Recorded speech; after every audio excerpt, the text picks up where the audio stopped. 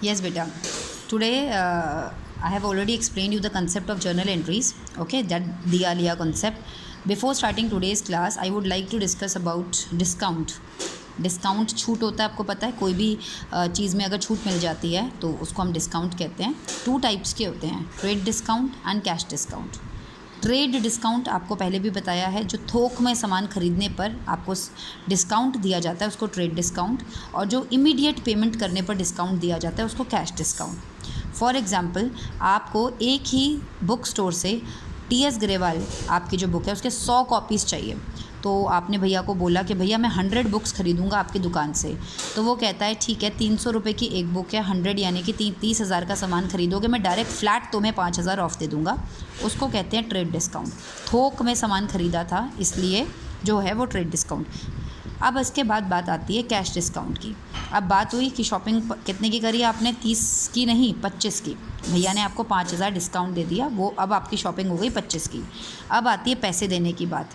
अगर पैसे साथ के साथ दे दोगे तो वो कहेगा ठीक है उधार पे नहीं ख़रीद रहे हो, साथ के साथ कैश दे रहे हो, तो मैं तुम्हें थोड़ी सी और छूट दे दूंगा, 1,000 और कम कर दूंगा। वो क्यों दे रहा है? ताकि आप साथ के साथ कैश दें, उसको बोलते हैं कैश डिस्काउंट। अगर आप उधार पर लेके जाएंगे तो वो आपको नहीं देगा, वो कहेगा ठीक है भाई उधार पर है तो कोई बात नहीं, अगले महीने 25 ही दियो। लेकिन आप अगर उसी टाइम कैश देते हैं तो आपको वो कैश डिस्काउंट भी देता है। तो आपने इस बात का ध्यान रखना है, आपने इस बात का बहुत ध्यान रखना है, जो ट्रेड डिस्काउंट यानी कि वो जो 5,000 वाली छूट है उसको बुक्स में रिकॉर्ड नहीं करना है। उस डिस्काउंट का नाम आपकी बुक्स में नहीं आना चाहिए, लेकिन कैश डिस्काउंट को रिकॉर्ड करना है। I hope I am clear. इसके बाद मैं एक एग्जाम्पल लेके समझा देती हूँ आपको, ताकि आपको समझ आ जाए। Purchased goods from Hari rupees 30,000। इस बार आप एक ग्राहक हैं, आप हरी की दुकान पर से 30,000 रुपये का सामान पसंद करते हैं, और हरी आपको सीधा, क्योंकि आपने ज़्यादा की शॉपिंग की है, 10% ट्रेड डिस्काउंट दे देता है, और बता भी देता है कि 2% कैश डिस्काउंट भी दूंगा अगर आप पेमेंट करेंगे। क्या ये बात समझ आई? थोक पर ख़रीदने पर उसने आपको सीधा डिस्काउंट दे दिया 10%, और आपसे बोला कि 2% और भी दूंगा। दो चीज़ें, दो कंडीशन हो सकती है, या तो आप इमीडिएटली पेमेंट कर दें, या फिर इमीडिएटली पेमेंट ना करके थोड़ी सी पेमेंट अभी कर दें, थोड़ी सी पेमेंट बाद में कर दें। ठीक है, तो वही दिया लिया वाला कॉन्सेप्ट हम फॉलो करेंगे। सबसे पहले आप हरी की दुकान पर जाते हैं, 30,000 रुपये का सामान पसंद करते हैं, और हरी सीधा बोलता है 10% ट्रेड डिस्काउंट। 30,000 का 10% 3,000 होता है, तो 30,000 में से 3,000 माइनस किया तो बचा कितना? 27,000। तो 27,000 रुपये को आपने रिकॉर्ड करना है, ना कि 30,000, क्योंकि ट्रेड डिस्काउंट को रिकॉर्ड नहीं किया जाता। अब आप 30,000 को भूल जाइए और 27,000 को याद रखेंगे। क्यों? क्योंकि मैम आपने हमें समझाया ट्रेड डिस्काउंट को रिकॉर्ड नहीं किया जाता, उसको माइनस कर दूंगी लेकिन उसका नाम नहीं लिखूंगी। अब आपने 27,000 को याद रखना है। ठीक है, फिर बैक टू द एग्जाम्पल। आप हरी की दुकान में गए, आपने आगे मत पढ़ो अभी क्या हुआ क्या नहीं हुआ, बस आप ये देखो कि आपने सामान लिया। कितने का सामान लिया? गेट एंड गिव, दिया लिया वाला कंसेप्ट। कितने का सामान लिया? 27,000 का। साथ के साथ अगर आप अभी कैश दे के आ रहे हैं या अभी कैश नहीं दे के आ रहे हैं, आप मान लीजिए कि पहले आपने उसको प्रॉमिस कर दी कि भाई मैं तुझे सामान के पैसे दे दूँगा। ठीक है, तो पहली एंट्री आप सब ने सामान लिया, प्रॉमिस दिया, किसको दिया? हरी को। कितने का? 27,000 का। तो पहली एंट्री डेबिट कौन होगा? खरीदते वक्त गुड्स को क्या बोलते हैं? परचेज़। तो पहली एंट्री परचेज़ अकाउंट डेबिट। दिया क्या आपने? प्रॉमिस। किसको दिया? हरी को। तो टू हरी। 27,000 27,000, आई थिंक ये सबको पता है। अब आप गौर करेंगे कि आप हरी को कितना पैसा देकर आ रहे हैं। आपने उसी टाइम हरी को पेमेंट कर दी।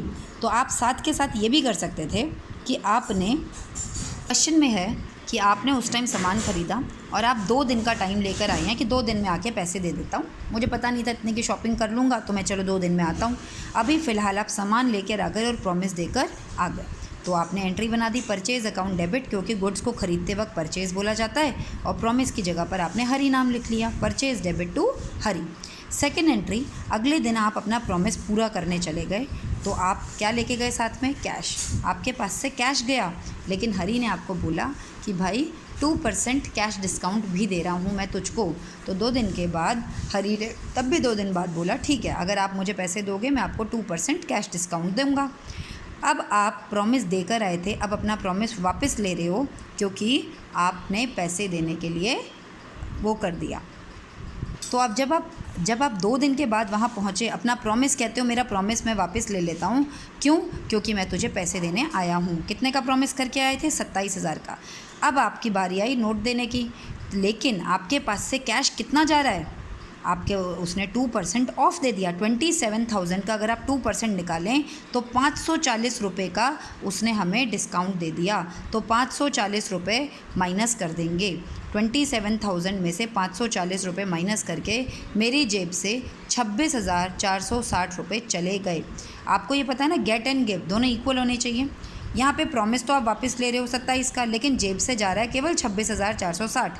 डिफरेंस है ना, ये डिफरेंस क्यों है? क्योंकि डिस्काउंट। तो जिस जगह पर आपका कमी आ रही है आपने वहाँ पे डिस्काउंट लिख के, क्योंकि डिस्काउंट ही तो आपको मिला था। तो गेट में आपका लिखा है हरी, गिव में क्या लिखा है? Cash and discount.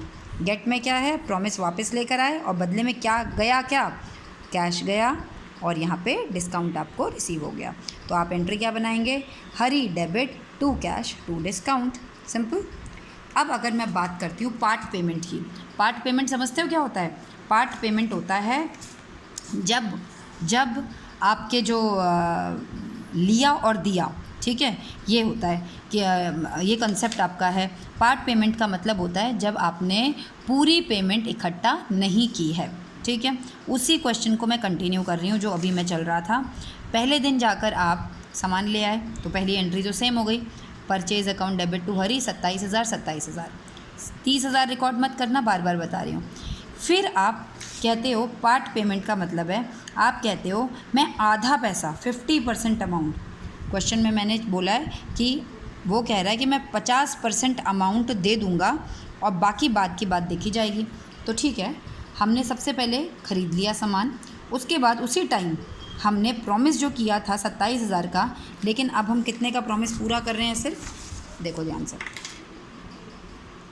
27,000 का सामान लेकर आए, गुड्स लेकर आए थे और प्रॉमिस देकर आए थे। अगले दिन जब प्रॉमिस पूरा करने के लिए पहुँचे तो आप पूरा प्रॉमिस पूरा नहीं कर रहे हैं, आप आधा। तो आधा कितना होता है? 13,500। आप कह रहे हैं हरी से मैं अपना 13,500 का प्रॉमिस पूरा करने आया हूँ। प्रॉमिस की जगह पे किसका नाम आता है? हरी का। आप मैं 13,500 का प्रॉमिस पूरा करने आया हूँ। तो हरी ने कहा ध्यान रखना, जितना कैश दोगे उतने पे ही कैश डिस्काउंट मिलेगा, जितना कैश दोगे उतने पे ही कैश डिस्काउंट मिलेगा। तो आपने बोला कि भाई तू 2%, 13,500 का 2% होता है 270, इसको काट के 13,230 रुपये आप उसको नगद दिया, गिव, और ये गेट। आपने कितना कैश दे दिया उसको? लेकिन ये दोनों तो इक्वल नहीं हो रहे। अभी इससे पहले भी बताया था मैंने, ये जो है एक्स्ट्रा, ये क्या है? डिस्काउंट। तो अगेन एंट्री क्या होगी? Hari debit to cash to discount. ठीक है, बात समझ आ गई? तो ये सेकेंड एंट्री होगी आपकी। क्लियर? तो आपने इस तरीके से करना है। और जो बचा हुआ प्रॉमिस है ना, जैसे अभी तो आप केवल 13,500 का प्रॉमिस पूरा करने आए हो, आपने तो शॉपिंग 27,000 की थी, आपने पैसा केवल 13,500 दिया।